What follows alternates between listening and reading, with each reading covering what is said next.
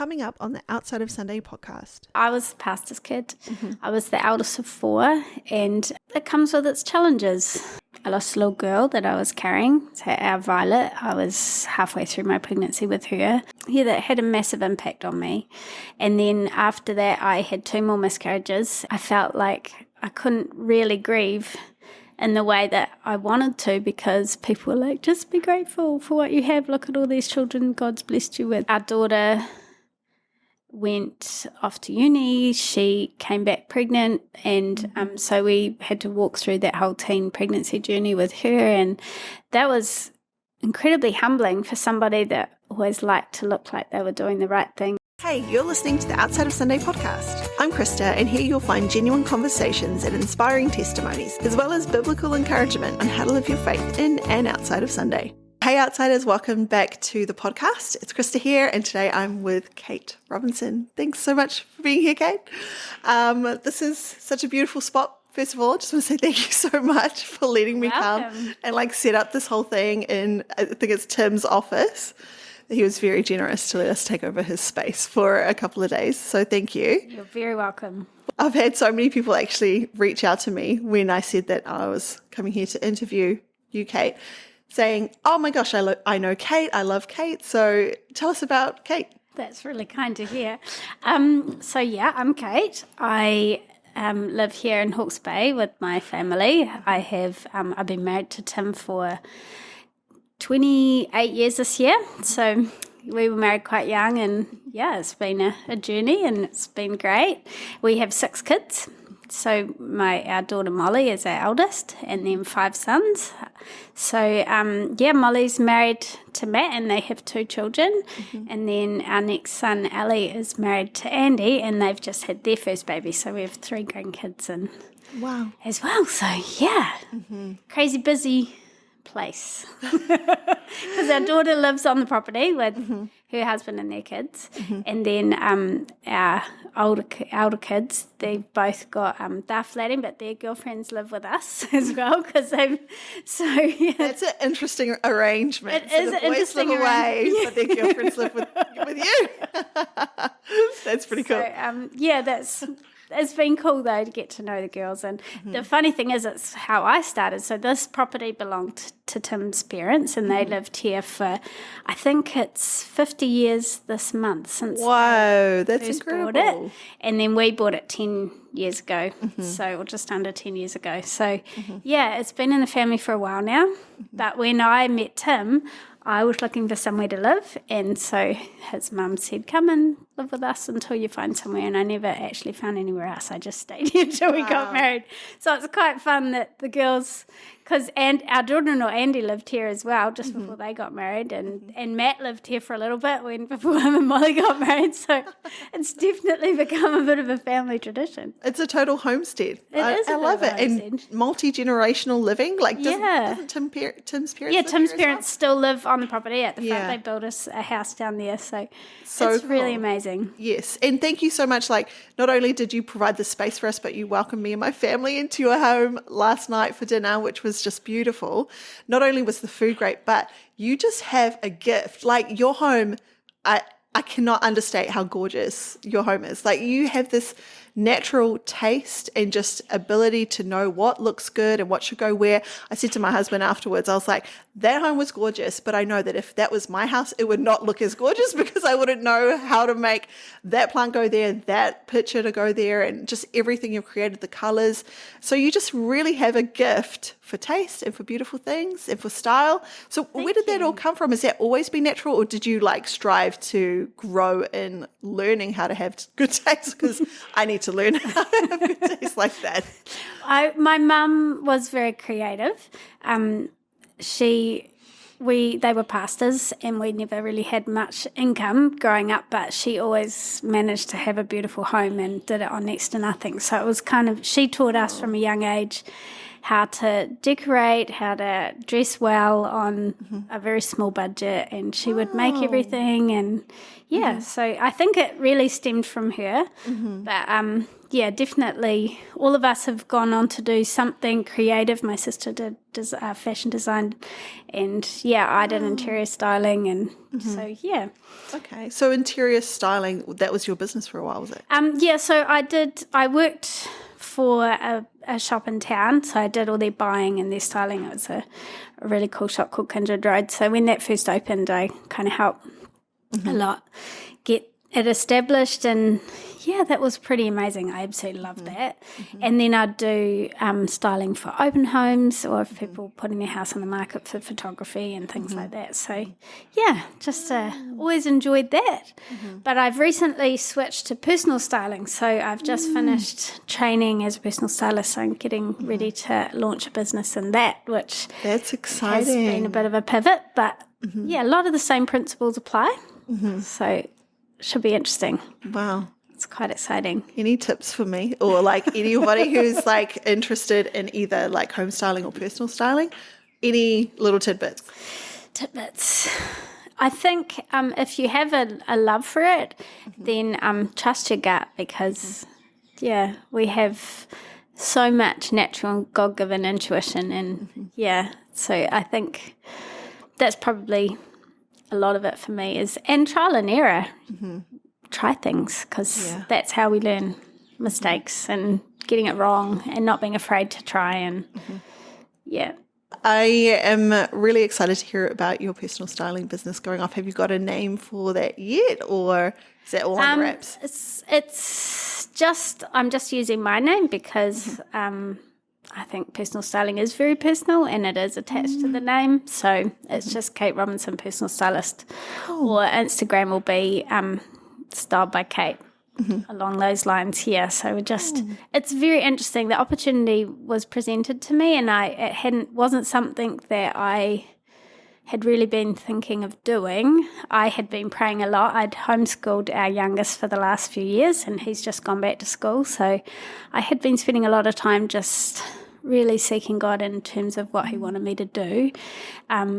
Whether I was thinking that maybe there was sort of ministry, it would be ministry focused, and then this came along and all the doors just kept opening, and I believe I'm where he wants me. So I like it compared to the home styling, in that it feels a little less materialistic. It's about working with people and helping build confidence. I think when we feel good, we project ourselves differently. And so whether that's mums wanting to get back into the workforce, or even mums that are at home that actually just want to do more than wear their sloppy clothes around the house, because whatever we're doing, when we dress for the part, we seem to act the part better. So sometimes it just needs little tweaks. But I'm really passionate about a capsule wardrobe, about keeping things really simple, about having pieces that all work together, that make getting dressed real easy, but you're confident in how you look without having it taking up too much brain space. So wow. So will you, as part of that personal styling thing, will you be sharing like little things on Instagram? And I'm like, I would love to grow in my understanding of that. But I mean, we live in different cities. So yes. I'm like, so I'm still working out the different ways I'm going to do it. But a lot of it there'll be online, definitely online elements. Some kind of style club that people can subscribe to. That's in the plans, so that that's a great idea. Yeah, it's all access to information at a small cost, and that kind of thing. So. And just somebody to be accountable to, so that while you're learning and figuring it out, there's somebody that can give you the encouragement and motivation and guidance around that. So we're just working on all the details, but yes, I will share it with you once we've got it up and going. Exciting. That's cool, because that's it. Everybody has different gifts, and sometimes I feel bad that I don't have like this gift. I'm like, this is a great gift to have, like, because it is so visual, and it does impact like your home. Like, it's so nice to have a home that just looks beautiful, and it's nice to be able to just pick clothes and know that it looks good. But I'm like, track pants a lot of the time and like a puffer was my dad's that I still wear. And I'm like, should I still be wearing this? But, but it's your gift, and it's so cool that you can share it and that we can learn from you. Thank you. Yeah, it's exciting. I feel that there's some cool opportunities to be able to help and bless and encourage people within that. So I'm excited to see where it goes. Cool. Me too. Wow. I pray that God will bless that for you. Thank you. Well, how about we get now into a bit more about you and like your journey in your faith. So can you tell us a little bit about your upbringing, like how you were raised, and was it a Christian home? Yeah, so my parents were pastors. Yes. I mentioned earlier. So, yeah, I was the pastor's kid. I was the eldest of 4. And, it comes with its challenges. It comes with eyes on you. And I think that set me up for some good and bad habits.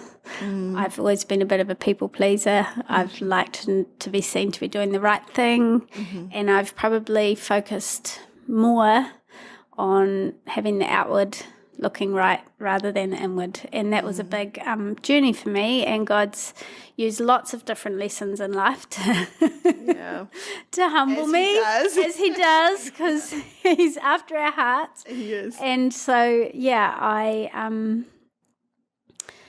there was lots that was great about it, but that was probably one of the biggest challenges, is that I felt this need to perform. And so I was saved when I was 7.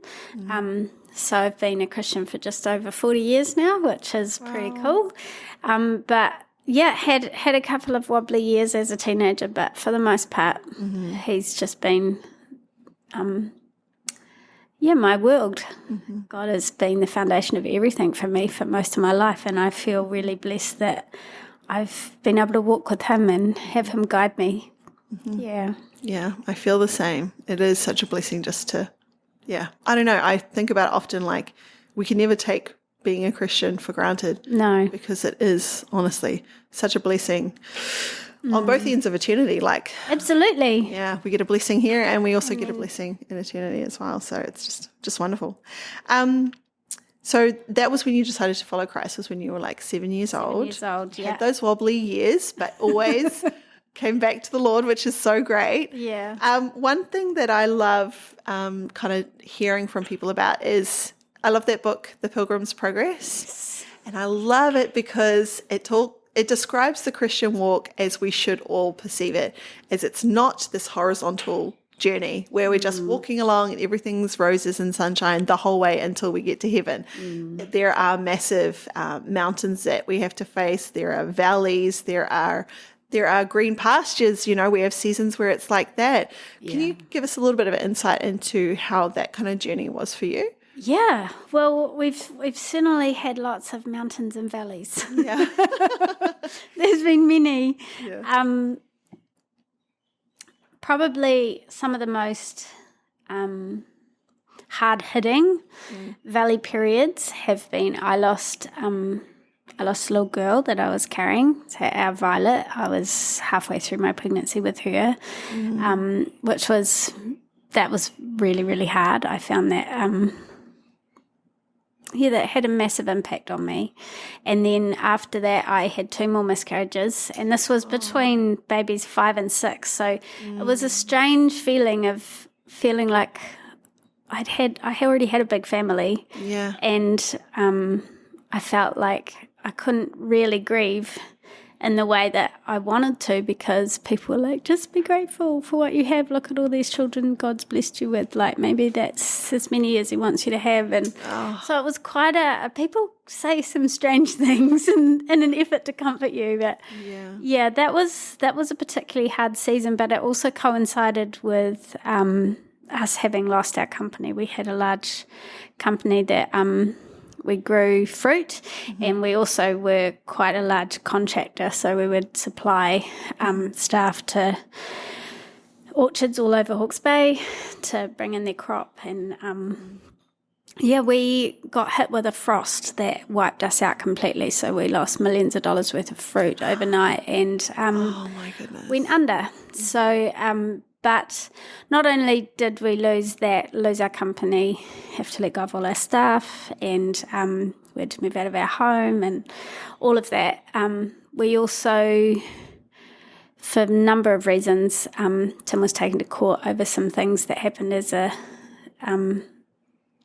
repercussion of that, and his name and photo were all over the front page of the newspaper, and so it was really humiliating time as a family. We would go to Napier to do our groceries because we didn't want to be seen because he was really well known, and so it was a pretty traumatic time, very traumatic time, and then losing our little girl in the middle of all of that was it was really, really tough. So, but it's funny because, and I think we were talking about this yesterday, that it's our trial moments, it's our hard moments where we grow the most, and often we look back on them and see so much of God's goodness and so much of His grace. And you know what? I wouldn't actually change any of that now. Wow. Because it brought me so close to Him, and it helped me understand that so much of life is completely outside of our hands, that He holds it all, and we can trust Him even when it doesn't work out how we think it should. So yeah. I'd love to hear a bit more about, like, how did you come out from that? Like, how did you, as a family, as a couple, husband and wife, how did you heal from that? What was it that kind of helped you go through? I know you say, like, obviously it was the Lord, but can you share a little bit more about, like, how it was that He led you through that season? So many ways. He provided a house that was really, really cheap to rent, that was big enough for all of us. That was a miracle. Wow. He provided, we had people in the church, unexpected people, that one of them was like, send me your power bill every month for a year. Someone else was like, I'm paying for your groceries. And what was strange is that we actually had more disposable income. I mean, we'd had a good business, we were, comfortable, but God provided more than we needed, to the point where we were like, well, we can't spend it because it would be wrong. Yeah. So we were able to bless others and do things. Yeah, it was just it was an incredible season of God just being so faithful and providing everything we needed, even in the midst of the heartache. And it was over a long period of time. So, it was probably 3 years from when it first happened to when it was over in terms of the court and all of that. So it was a long time and a hard season to walk. But in that, God was so faithful and kind. And then He provided a really good job, which is now why we do what we do here in terms of research, because Tim was able to stay in the industry, use his skills, but in a different way, and have a whole career change that has been incredible. So, wow. Yeah, He was faithful through it all, and a lot of people are finding it hard right now. Business is not easy, and even for us, we thought this was a safe industry, but this is coming with its challenges too. But it's nice being able to look back and go, all right, Lord, you've been faithful in the past, and we trust you even now that you will be faithful through whatever season that we're walking, because He always wants what's best for us, and that it doesn't always mean that it's going to be comfortable or easy, because He's after our hearts. That's right. He's after us having full dependency and trust in Him, and He'll do what it takes to make that happen, because it's true what you say, like He does want what's best for us. And sometimes we can think, well, what's best for me, Lord, would be this would be this gorgeous house, or this job, or for nothing to go wrong in this part of my life. But like you say, is that going to develop the heart that Jesus is wanting you to develop, or the dependency or the growth in the fruits of the Spirit in your life? Like it is very interesting how much we can just almost get that so backwards a little bit. Yeah. And sometimes that's pushed too by well-meaning people when they're even witnessing to non-Christians, or there's the idea that come to Christ and your life will be great. And sometimes it's the opposite of great. Sometimes he takes us through the hardest seasons in order to refine us. And we often talk about the whole, in the process of silver being refined, and how that dross is brought out and brought to the surface, and it's through the heating and the refining process, which is painful, that he purifies us. And so I think it's important to know our Bibles well enough to know that he doesn't promise a life of ease, but he does promise to make us more like him, which is ultimately so much better. And with your baby that was lost, Violet, was that her name? Yeah. Beautiful name. And then you had 2 miscarriages. Since you mentioned, people coming up to you and saying things, what is something that maybe you would say to somebody who is feeling that their grief isn't valid because maybe they have other children and you should be just, the same things that were said to you? Well, my stepmother actually said something profound to me, and she said, this is one child who's safe in the arms of Jesus that you will never have to worry about. You never have to worry about their eternity or where they're spending it. Like, they're safe. And so when we think of our time on earth as such a small, it's a small space in terms of eternity. Yeah. And I get to spend all of that with her. Wow. And I don't have to be worried about, she had a role to play, and God had a purpose even in those 20 weeks.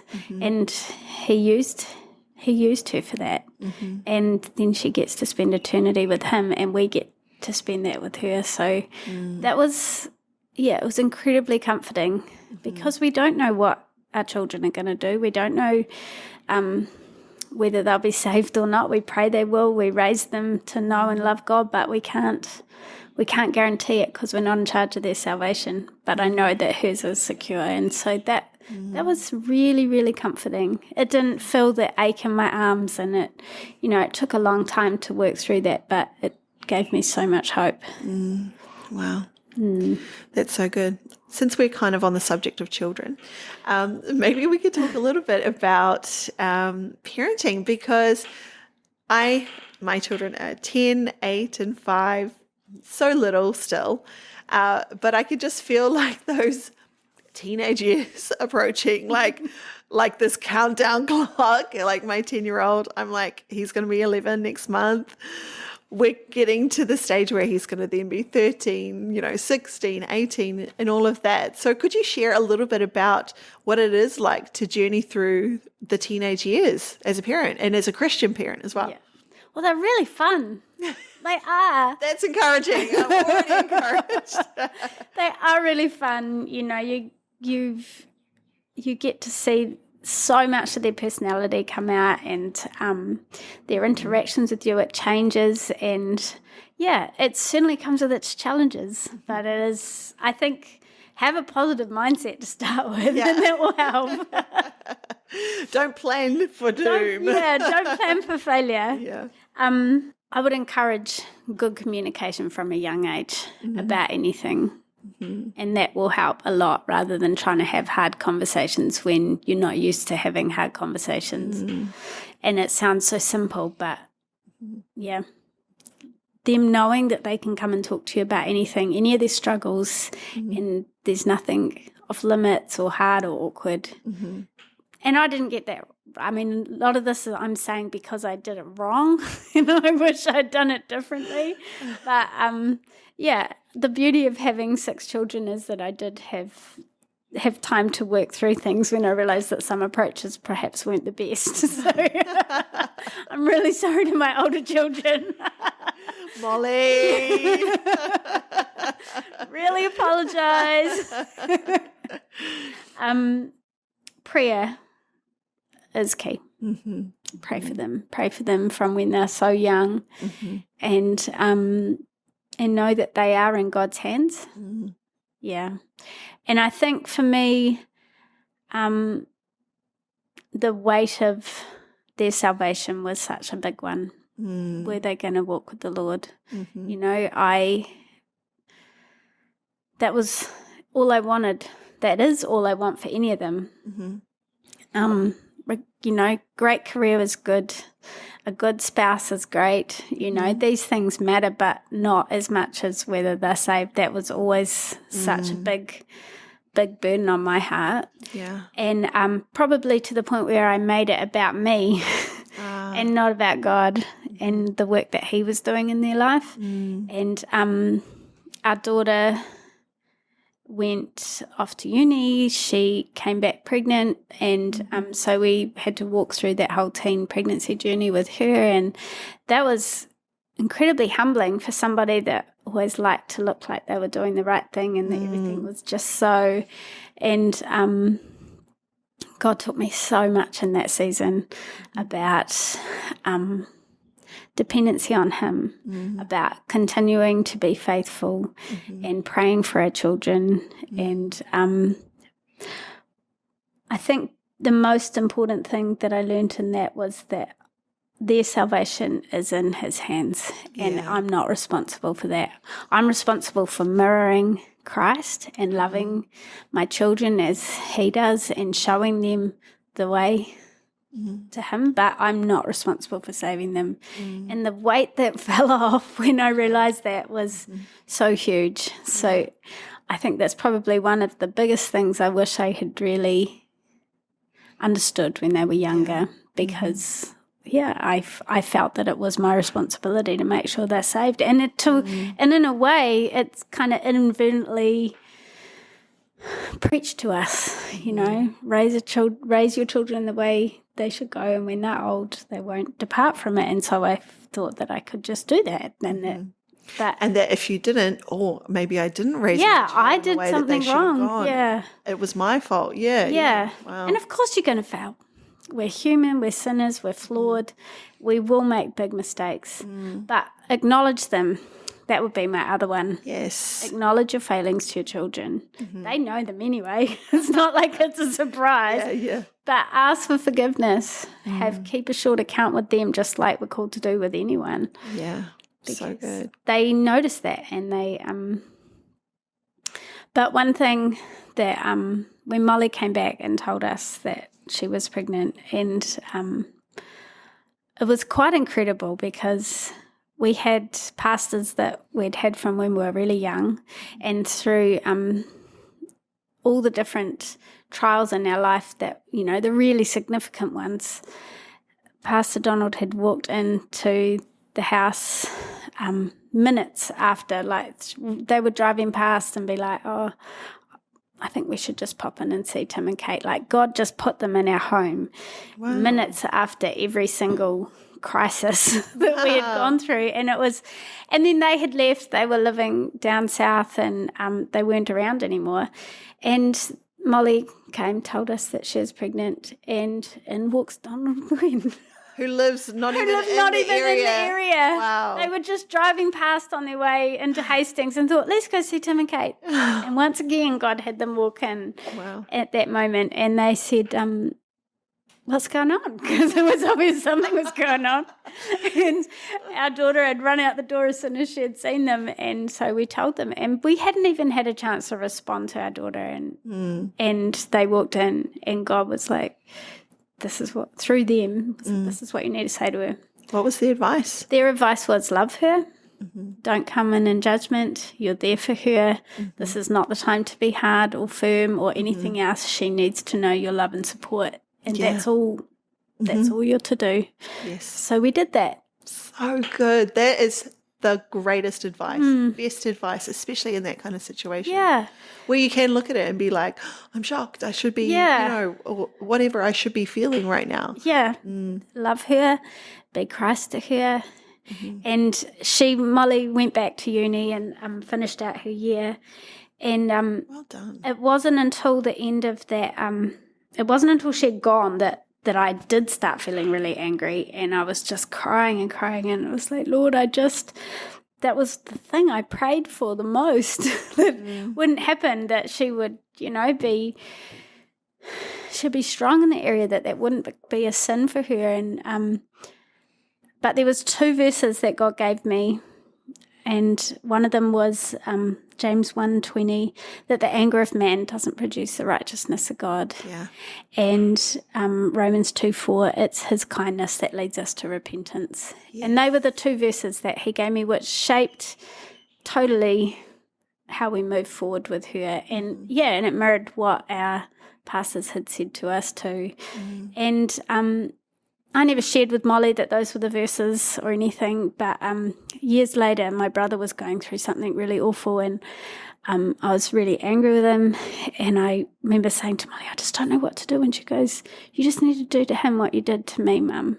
Wow. You need to show love, because that's what got me through. And that was amazing to hear, because, obviously I made big mistakes in that, but God was faithful, and he showed his heart to her through us in a way. So, it was pretty cool to know that was evident. And so going through that, and then I suppose you have other children as well. And so is it each one comes with like their own? Oh, yes. Different battles, different things. And so I suppose then how do you carry yourself through that season? And what has been the one thing that's kind of helped you stay in relationship with your children as they've become, young adults and teenagers, people who go to uni and everything like that? I've learnt to not sweat the small stuff. I think probably there was mistakes, obviously, that we made with the older 2, and we were a lot stricter than maybe we needed to be. I think I've learnt to temper that with a lot more grace and understanding, and obviously not moving the boundaries, and there's lines in the sand that stay there, but probably approaches to that has softened over time. But I learnt a lot through her in terms of trusting God for her salvation, trusting God for her, that he has a plan and a purpose, and he has that for all of us, and that he will see that through. And I don't need to be anxious and worried about it, that I can surrender it and give it to him. And so that came into play with our next child, and his decisions weren't all brilliant either, but it was a lot less overwhelming because I had learnt so much through the journey of our eldest in terms of trusting and understanding. Yeah. So each child has the benefit of the lessons we learned with the older one. Absolutely. I really do feel for the eldest. It's tough. We honour you, oldest children. I'm a middle child, so I did have one buffer, But I suppose something else I think it would be cool just to address, I suppose, is advice to anyone who's going through, I suppose, that season of their child has walked away. They've tried to be, the best Christian parent that they could be, and now they're in the midst of the turmoil that comes from seeing a child walk away. Is there anything that you'd like to share to encourage that listener today? It comes back to prayer.